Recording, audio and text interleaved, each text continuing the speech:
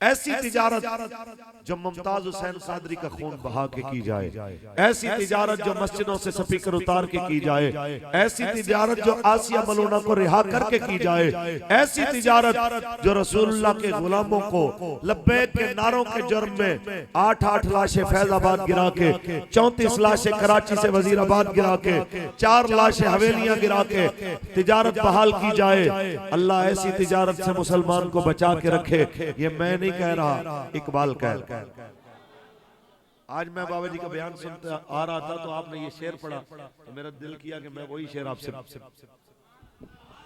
Share करता हूं आपके साथ जनाब आला, वो डिस्कस करता हूं कि दी हाथ से देकर अगर आजाद हो मिल्लत,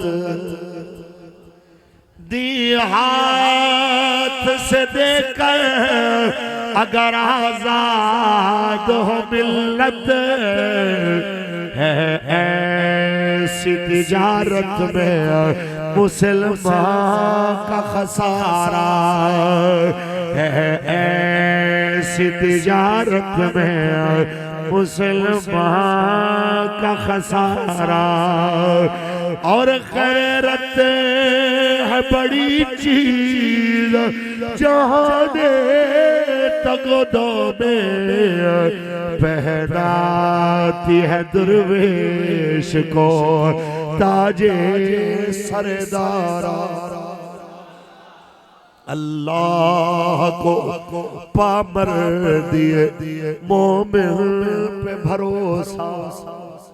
इकबाल के साथ जनाब आला माजरत के साथ कि आज इकबाल मुजस्मा ईमान इस दौर में मैं तेरे शाहीन को, तेरे तर्जमान और तेरे शारे को पेश करके कह रहा हूँ। अल्लाह को पामर दिए खादिम पे भरोसा, अल्लाह को पामर दिए खादिम पे भरोसा। इब्लीस को यूरोप की मशीनों का सहारा, इब्लीस को यूरोप की मशीनों का सहारा। तुम ये कहते हो ट्विटर हमारे हाथ में, फेसबुक हमारे हाथ में, जनाब आला यूट्यूब हमारे हाथ में, ये सारे चैनल हमारे हाथ में। जैसे चाहे जनाब बदनाम करें, जैसे चाहे तुम्हें जनाब दुनिया के सामने रुसवा करें। हम कहना चाहते हैं जो करना चाहते हो करके देख लो। तुमने करके देख लिया है, तेरे फेसबुक, तेरे यूट्यूब, तेरी सारी चीजों की ऊपर हुकूमत के बावजूद लब्बैक के नारों की गूंज में कमी नहीं आई है। 50 लाशें उठा के भी लब्बैक वाले अब क्या कह रहे हैं, मेरी आवाज से नहीं है, स्पीकर की आवाज से नहीं है, इनसे जरा सुन ले। लब्बैक लब्बैक लब्बैक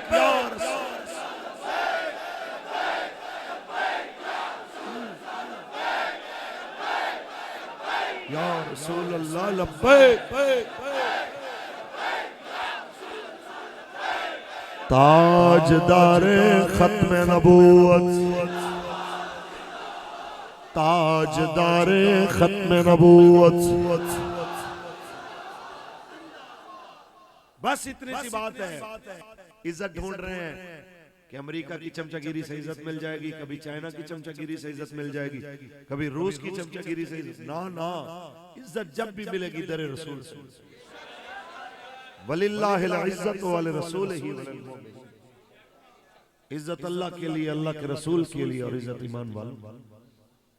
आप मुझे बताएं कि परवेज मुशर्रफ जिनको खुश करता करता बलोचिस्तान में आग लगा के गया, 20 लाख बंदा अफगानिस्तान में शहीद करवा के गया अपनी 20 पॉलिसियों की वजह से। वाना वजीरिस्तान को एक बार खंडर बना के गया। फिर जनाब पाकिस्तान के मस्जिदों के स्पीकर आज भी जुम्मे में अगर अक्सरियत से बंद है तो ये लानत परवेज मुशर्रफ के गले में है। फिर उसके बाद जितने भी आए, जिसने दीन के साथ टक्कर ली, आज मुझे बताएं कि क्या पाकिस्तान में उसका कोई नाम है? आज मुशर्रफ कहां है? और गाजी मलिक मुमताज हुसैन कादरी रहमतुल्लाह अलैह को जिन लोगों ने मिटाने की कोशिश की, वो पाकिस्तान का वजीर आजम हो तो आज वो नवाज शरीफ किधर है? उस वक्त तो यही था। वो पाकिस्तान का चीफ जस्टिस हो, आज आसिफ सईद खोसा किधर है? वो पाकिस्तान का आर्मी चीफ हो, इस लानत वसूल करने में कि कुफ्र के कहने पे जो उसने गाजी साहब को शहीद किया, इस साजिश में वो भी शरीक। तो ये लानत लेके अगर वो तमगा लेना चाहता था, आज पाकिस्तान में वो किधर है? सारी जिंदगी तुम अरबियों की जनाब प्रोटोकॉल सीधे करते मर जाओगे। पाकिस्तान में इज्जत नहीं मिलनी। पाकिस्तान में आज भी आके सर्वे करा के देख लो, तुम्हें कितना दुनिया चाहती है। और एक कांस्टेबल जो हजूर के नाम पे कुर्बान हुआ, उस मुमताज हुसैन कादरी को दुनिया दी। या रसूल अल्लाह, या रसूल अल्लाह, या रसूल अल्लाह। खत्म नबूवत हम तो नेक मशवरा दे सकते हैं, जिस तरह बाबा जी फरमाते थे कि हम मोमिनाना मशवरा दे सकते हैं। आगे किसी ने अमल करना है नहीं करना उसकी अपनी मर्जी। 6 साल तक पाकिस्तान के आर्मी चीफ की कुर्सी पे बैठते हुए आखिरी खिताब करके बाजवा साहब जाते जाते फरमाने लगे, मुझे मेरी फोर्स ने मायूस नहीं किया। मैंने जब इनसे पसीना मांगा तो मेरी फोर्स ने मुझे खून पेश किया। इसका मतलब है बाजवा साहब पाकिस्तान का छोटे से छोटा सिपाही भी, पाकिस्तान का एक फौज का एक छोटे से रैंक का सिपाही भी चाहता था कि वो जिहाद के लिए कश्मीर में निकले। वो चाहता था कि रसूलुल्लाह के दीन को नाफिज करने के लिए और फौज का स्लोगन ईमान तकवा जिहाद के लिए वो हिंदुओं को जवाब दे, वो जाके सकूत ढाका का बदला ले। लेकिन आप जैसे कश्मीर फरोशों की वजह से वो नहीं कर सका। इमरान खान जैसे कश्मीर फरोशों की वजह से ये कुछ नहीं कर सका। तो ये याद रखिए कि आप नहीं रहे, आपको दुनिया क्या कह रही है। आपका नाम गूगल पे आता है तो क्या साथ में लकब आपका आता है, ये क़यामत तक एक यादगार रहेगा। और जिस मर्द कलंदर को आपकी वजह से 6 महीने जेल में व्हील चेयर के ऊपर बैठ के कैद काटनी पड़ी, जिस जनाब आला मर्द कलंदर के बेटे को बेजुर्म खता आपकी वजह से जेल में वक्त गुजारना पड़ा। आज आप भी सर्वे करा के देख लीजिए कि दुनिया किसके साथ खड़ी हुई है। आज भी दुनिया किसके साथ खड़ी हुई है। आज भी उस मर्द कलंदर की वाह वाह हो रही है। मैं नहीं कह रहा, यहां सुनिए, आज भी मेरे बाबा जी, आज भी मेरे बाबा जी, आज भी मेरे बाबा जी भी एक पेज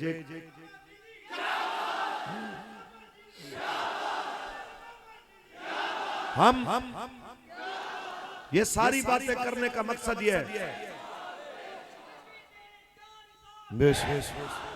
और ये सारी बातें, एक बात याद रखिए कि ये मेरा जाती मौक़िफ़ है, इसमें मेरे जलसे वालों का, मेरे साथियों का मेरे साथ मुत्तफिक होना जरूरी नहीं है कि बाद में ये ना कहेंगे जी मौलवी सारे मुरा के टुर गया।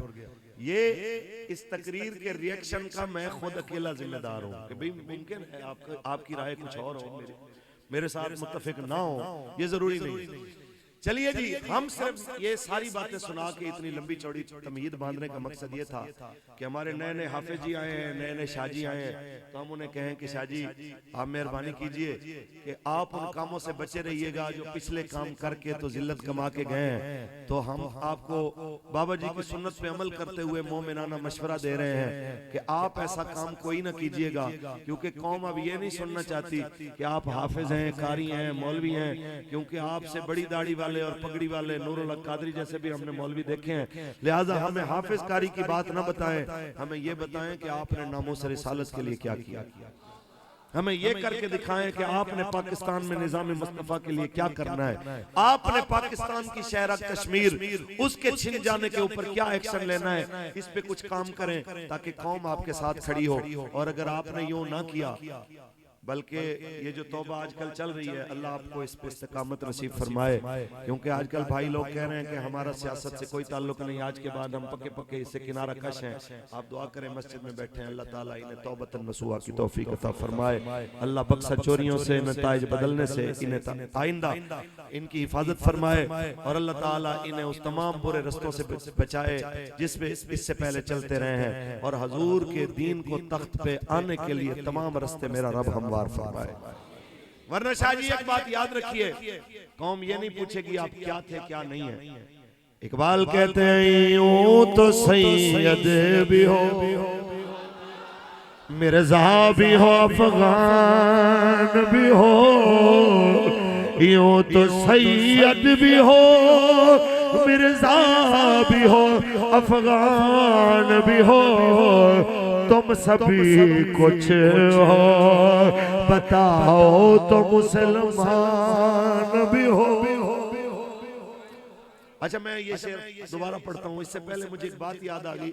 हमारे कैबिनेट के उम्मीदवार हैं मलिक अजहर संजीला मुल्तान के, तो एक कुलखानी पे इकट्ठे हुए संजीला साहब और हमारे साबिक वजीर आजम यूसुफ रजा गिलानी साहब पीपी के दौर में वजीर आजम रहे हैं। तो ये बाबा जी का फैजान है कि एक ऐसा इंसान जो ना मौलवी है ना पीर है, उसको भी रसूलुल्लाह के दीन का तहफ़्फ़ुज़ करने के लिए आपने वो कुव्वत गुफ्तार दी है कि बंदे सुनते हैं तो आशश कर उठते हैं। तो उठ के कहने लगा शाह जी मैं आपसे एक बात कहना चाहता हूँ कि आपके लिए अभी भी मौका है कि ये सोशलिज्म के, कम्युनिज्म के और ये डिक्टेटरों के झंडे उठाने की बजाय रसूलुल्लाह का झंडा उठाओ। और मैं तमाम उन सियासी पीरों को, सियासी उन तमाम जमातों के अंदर मौजूद सैयदों को खास तौर पे कहना चाहता हूं, अगर आप रसूलुल्लाह के दीन के लिए ना आए तो आपसे तो फिर बिलावल जरदारी सब ने ऐसे सर उठाया कि ये क्या बात कर दी। मैंने कहा देखें जी, आपको उसके लहजे से इख्तलाफ हो सकता है, आपको उसके बोलने के अंदाज से इख्तलाफ हो सकता है, उसकी उर्दू कैसी है इससे इख्तलाफ हो सकता है, उसके बात करने में कोई और रंग झलकता है इससे इख्तलाफ हो सकता है, लेकिन कम अज कम जैसा भी है वो अपने नाने का झंडा जुल्फकार अली भुट्टो का झंडा उठा के तो फिर रहा है ना, उसमें उसको शर्मिंदगी नहीं होती। हैरत की बात है कि बिलावल तो अपने नाने का झंडा शान से उठाए और सैयद अपने नाने का झंडा उठाते शर्मा रहा हो कि मैं जनाबे आला लब्बैक में चला गया तो लोग क्या कहेंगे, मैं नून लीग में जचता हूं तो तू सैयद होके अपने नाने का झंडा उठाने की बजाय कभी नवाज शरीफ का झंडा उठाए, कभी जरदारी का झंडा उठाए, कभी इमरान का झंडा उठाए, कभी जनाबे आला पतंग वालों का झंडा उठाए और फिर अपने आप को कहे कि मैं सैयद हूं। ऐसे सैयदों के लिए मैं नहीं कुछ कहता, इकबाल कह गया कि यूं तो सैयद भी हो, मिर्जा भी हो, अफगान भी हो, यूं तो सैयद भी हो, मिर्जा भी हो, अफगान भी हो, तुम सभी कुछ हो, बताओ तो मुसलमान भी हो।